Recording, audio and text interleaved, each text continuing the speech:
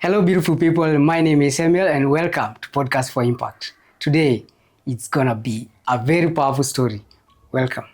Hi, good people. My name is Karen Jambi, an economist by education, and by profession, I'm a financial advisor and a sales training manager. Welcome, Karen. Thank you very much, Samuel. So good to see you. Good Long to time. see you. A long time too. Hey. I know it's been Yeah. it's been a year. It's been years actually because I think for a long time since 2023 when I fell ill for the first time, you've been there. But Yeah. we've been planning this for a long time, and I'm so grateful that we can finally do it. Yes.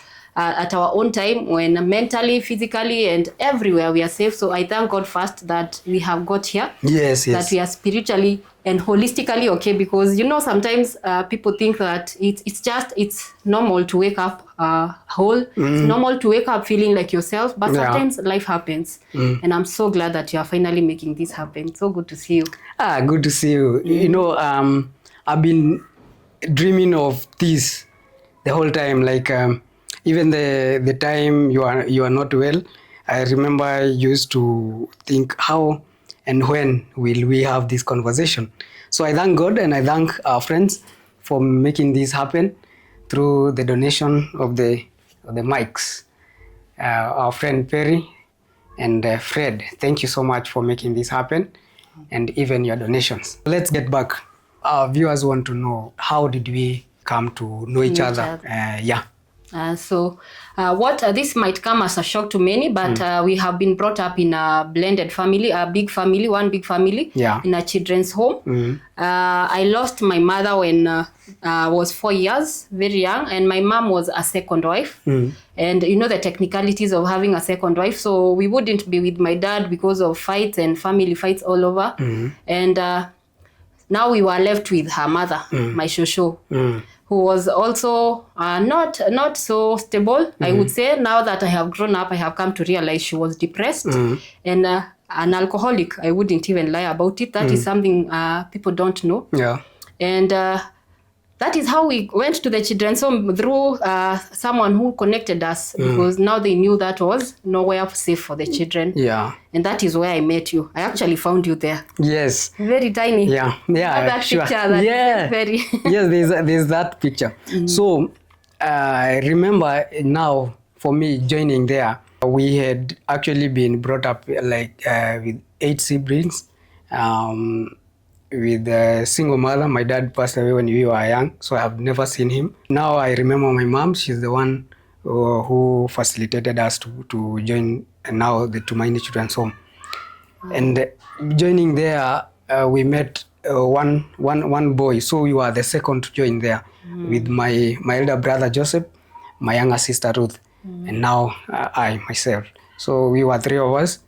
And later in life, that's where now you and many others joined.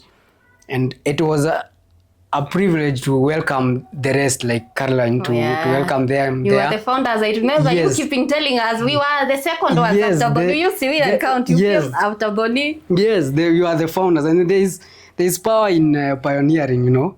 It feels nice when you pioneer something, when you feel you are there when everything was initiated. So it felt nice welcoming the rest and telling them welcome home. So I grew in a children's home with a bigger family, and these kids who are joining, they come from different corners of the country. So different tribes, we have ethnic groups here. So I learned how to integrate with different communities. So true. Yeah, so that's what the benefit of joining early in a children's home. And growing there, it brought me a very nice holistic lifestyle of knowing God early, and understanding his grace and his love for us all. And through his purpose, we found ourselves there. Yeah, they say God works in mysterious ways. Yes, yes. Actually, I find that a miracle that I was not caught up in so much of the family drama later, and I was integrated into what you're saying, a beautiful community like we were in. Yeah. But my first culture shock was, I came from Kiambu. Yeah. and now I'm joining Nyandarua County where It's cold. Baridi. Yes. So I remember telling it's so cold. I told my sisters, let's run away. This place is unstandable. You can't study this place. It was so cold, I remember. And then I'm a tiny 4-year-old. Yeah. Like, wait, from the warm environment of Kiambu Highlands to the mountains of Nyandarua. And I was like, oh my God, it was abnormal cold. Yes. Then I remember missing avocados and mangoes so much. I never saw even a mango tree. In Nyandarua we have plums. Apples and apples. Yeah, so that's the kind of lifestyle we were in, and it felt nice seeing all of these. You came with your elder Siblings, sister. my sisters, Mary and Monica. Yeah. Yes. And Monica, I'll mention her because she was the one helping me a little bit do some replies of the letters I was receiving from the Perry's family.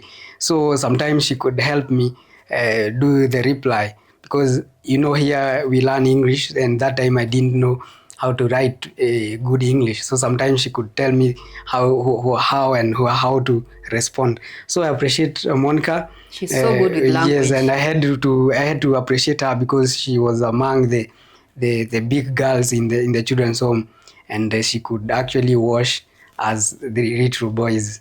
So this, I can say thank you to her as well. Wow. Yes. Yeah, I remember. So it has been a journey, we won't lie. There are good side. Of course, the best part was that security, the safety of being a child and being in an environment where you're well taken care of. But also it came with its challenges, I would say. We will be honest. If you are honest about it, because as you grow up, you start to realize things that happened to you affect how you behave. That's true. They affect how you react to things. They affect how you relate to others. And then also the setting is you are in a children's home, you are locked up. It's not the freedom of a child who is with their parents every time, and they can wake up today and go to a playground and come back home, or go to a shop and come back home. It's a place where you're locked in. You're confined. So and then you are released finally, and now it's your life.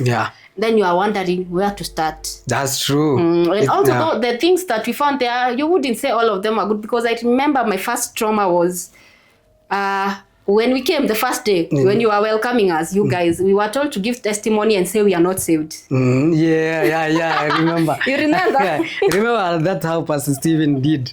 That because we were Catholics. You guys so are told Catholics are not saved. So I remember he did that. I have never even thought of that, but.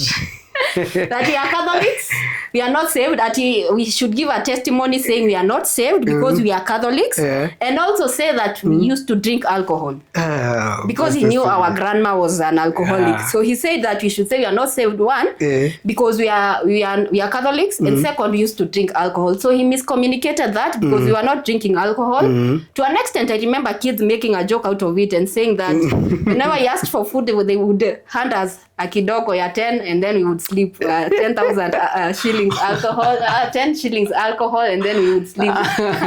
That I know. I remember now. I remember it was ups and down with Pastor Stephen. He was the manager there at that time, and I know Perry, you can't remember him.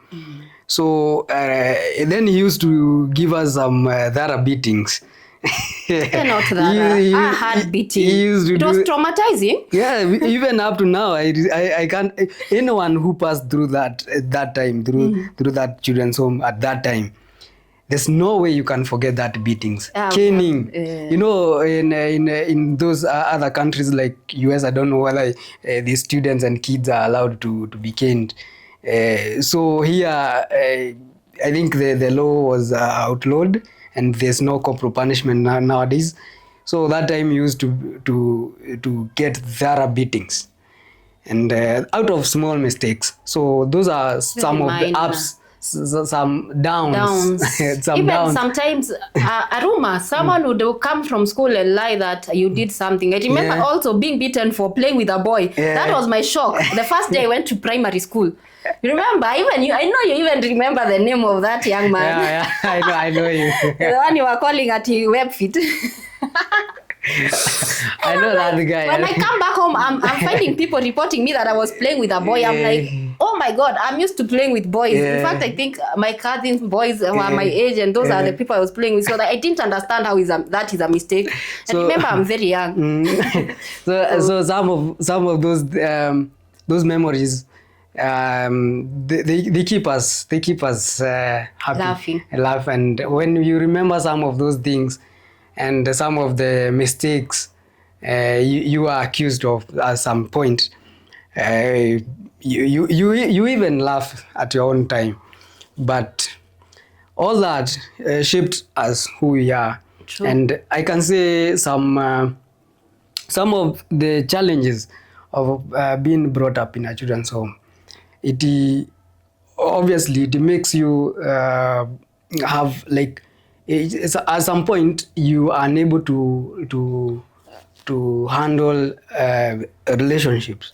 These are I've witnessed this in my past relationships, how I used to handle them. You handle different. You are. It's like you are scared. You're scared of losing that person. Or being rejected. And at some point, you get rejected at some point. That's normal to life. You get rejected. There are people who will reject you, and then you move forward. You approach. So I realized that was the challenge I was having. No, it's so true, because I remember also before now I came back and met my dad, and we mended our relationship, and we were good, all good, because I thank God, because I had a chance to heal that part of me with my dad. Because see, I had no memories of my mom. I was very young. I remember even in the burial, I was the most active participant. My sisters would understand what was going on. So even the burial pictures I see, I was all over, and a certain woman reminded me. She told me, oh, you are so young to understand. But when I mended my relationship with my dad, I think that is when I started to understand what you're saying. Sometimes you feel like the world has rejected you, because I know my dad is somewhere, but he's not here for me like I would want him to. But when I met him later, he explained, as an adult, you start to understand these things happen, and he did what he could. He did his best, and he played his role. So I thank God that we are able to analyze that and get to know that how you are brought up sometimes can make you feel like you're being rejected, or someone, you are afraid of actually being rejected. So you become a people pleaser in the process. That is something I have experienced. You even don't value yourself, because you want just this person to be in your life, because that is the first time you'll feel like someone is in your life, and they are here to stay. And when you feel like they are leaving, you feel like it's happening all over again. So it's good to hear that. That's something we have dealt with in several times, validation and some point. But these are things we have learned over time. And something else I realized, you being brought up in a children's home, you still have that sense of helping others, because at some point you have tasted suffering. You have suffered in some point. You have met challenges in life, so you feel propelled to help other people. And that's what has been pushing me all along. And I know that as well, because you have talked, I know how you feel, and we will mention this in our next segment, how now this has pushed us to helping others, even lobbying support to friends. And at this point of Thanksgiving, we would like you to know that that's part of ourselves. That's it's in our DNA to help people, and to make sure people around us in the community, they are living well, they are okay, they at least they can afford a meal. And so we'll tell you more details about it. So that's part of that's part of the you grow with that. That's part of the thing that you grow with it. In a children's home, you want to make sure everyone is taken care of. You want to be a savior now that you feel like you are saved, which is a good to some extent. It's very good to be human, and I love being human, and I think humanity is part of my gifts. But also I think people are wicked out here. They take advantage of your kindness. They take advantage of your humanity. That's true. And sometimes people feel like they are even obligated to your humanity. Even when you are at the downest of the moments, they can't understand that you can't come through for them. They become entitled. So to some extent, also it needs boundaries. Yeah, sure. Very much boundaries. Sure, Yeah. that's true. We need some restrictions here and there to know where you can help, where you can't, and it's very necessary, because I also have experienced this at some point. A person, you help them, and they still want to more help. They have not even appreciated how you came through for them. I've experienced that. And even as we go forward to helping others, it's good to know how much you can give and how much you can support them and how much you can support yourself as well, because we are as well building our lives. We are not yet there. We don't have yet families, so we still want to make our families and impact them. So, and as well, we want to see a community well. So it's a balance. It's a balance. True. We need to. Very much balance. Yes. So growing up in children's home has helped us so much in both physically and physically, spiritually, and even education wise, because that's where we did our elementary school. That is primary. That's when we did our high school. And also we went to colleges and universities. So we still managed to get education like any other kid. And we also want to take this opportunity and appreciate and thank Bishop David Munyiri Dagana. I cannot fail to say thank you for doing this, and even founding or starting Tumaini Children's Home, because that's where we grew up, and that's the support we got. So thank you so much. And you can check him on Facebook, on Instagram, on YouTube, Bishop David Munyiri Dagana. So if you know him, this is the man who helped us. Raised us. I would say raised us, because personally, I think Mzai is one of the people I say have shaped me today. I wouldn't lie, my dad didn't play that role like Mzai did. I remember even on my graduation, he showed up, and it felt emotional, because I know the journey we walked to Mzai, the advices he gives, how intentional he has been about seeing you grow. You know, not every person takes care of you the way, that way, and you're not their child. The love he has for children who are not his own is so moving to see. So such a blessing to have such a person in your life. And the fact that the shift from coming from an alcoholic home to a place where you are finding someone who is instilling godly values in your life, telling you how to go. I went to boarding. The best of the education. I mean, we wouldn't thank him enough. We wouldn't thank him enough. I think you should show them the photo of how we were looking. That's the kids. The picture we always laugh about. The way we were small. Even then, I was also very skinny. He was also starting life, and he was starting with us. So I take this opportunity to thank him too. Dad, we love you. We appreciate you, and we value your support in our lives. So for if we have never said it enough.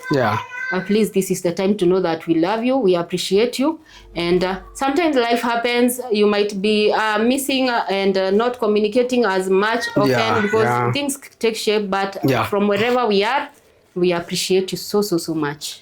So much. Yes, that's true. And I'll show you the picture where he actually gave his house for us to join, and that's where now Tumaini started. He just actually gave out his house, and he went to stay in a rented apartment.